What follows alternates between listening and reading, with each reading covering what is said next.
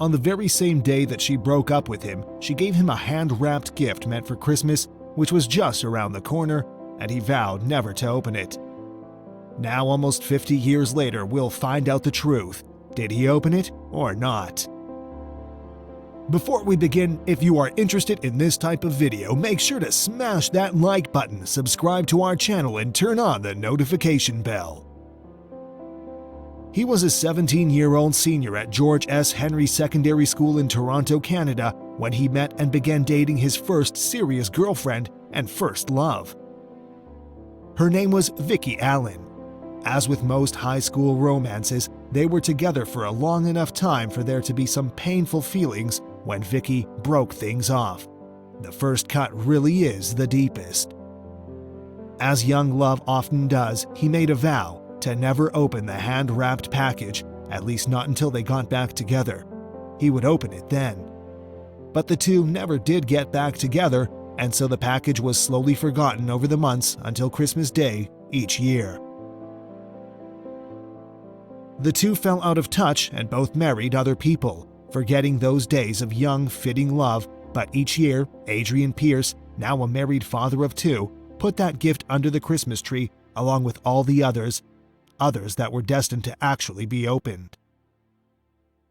Adrian's wife eventually put an end to the tradition by banning it from being under the tree. It is, after all, a strange thing for a married man to do, and besides, the kids kept pestering to open it themselves. After my family opened their gifts at Christmas, there was still one Christmas gift left, and it's the gift this girl Vicki had given me. I told my family I'm never going to open that present, Adrian told his family. But even though Adrian was no longer allowed to put the gift under the tree anymore, he still looked at it as it got closer to Christmas time each year. I kept it initially because I guess I had hopes that we would get back together and open it together, Adrian said. Now it's just become a habit after 47 years of looking at it and having the pleasure of not opening it. For some reason, Adrian posted a picture of the wrapped gift on Facebook along with the story, and it got a lot more attention than he ever dreamed possible. Everyone wanted to know what was inside. Maybe I don't want to know what's inside it. It's more exciting right now not opening the thing, he said. After posting the story online, he decided he would try to find his old flame and began to look her up on social media. The internet search threw up a lot of numbers, and he even called a woman with the same name in Kelowna, British Columbia, Canada, but she was 91 years old and clearly not the lady he was looking for. I was almost shaking, I was so nervous, he said when he eventually dialed the correct number. He didn't get through the first 2 times he tried calling, but the third time is the charm, and finally, he got hold of Vicki. The two caught up over the phone and decided on an interesting way for the gift to finally be opened. Adrian and Vicki decided to open the gift after 48 years during a fundraiser for the Christmas Bureau of Edmonton, which raises money for needy families, but with a twist. You see, Adrian swore he would never open that gift, and he was not changing his mind almost 50 years later. So how would it be done? Well, Vicki would open it, of course. On a Thursday, she traveled to the city and opened it for him. Standing next to him on stage in a packed cafe northwest of the city with his wife Janet watching in the audience. It was so long ago that even she didn't know what she had given him, and when she opened the wrapping, she exclaimed, "Oh no, I can't give that to him." The gift was a book entitled Love Is: New Ways to Spot That Certain Feeling, which is rather inappropriate, as Victoria herself admits in an interview.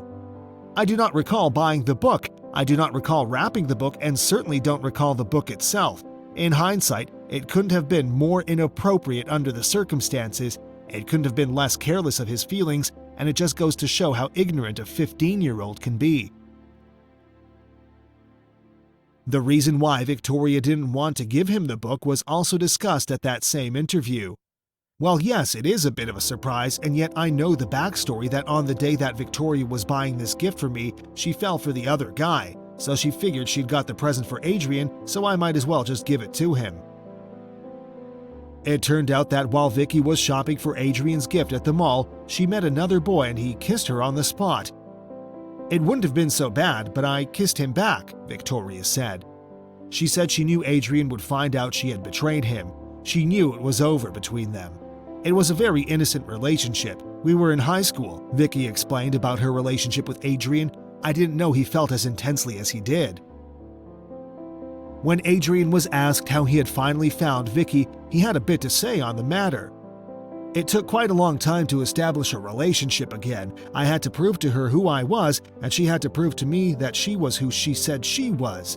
And there was a simple way to do just that. There were 3 women who said they were her, and we had to check them out because I asked them very specific questions about something we might have done on a date. 2 of them didn't answer, this one did, and then we connected by telephone, and as soon as I heard her voice and her kind of mannerisms, I was pretty sure it was her.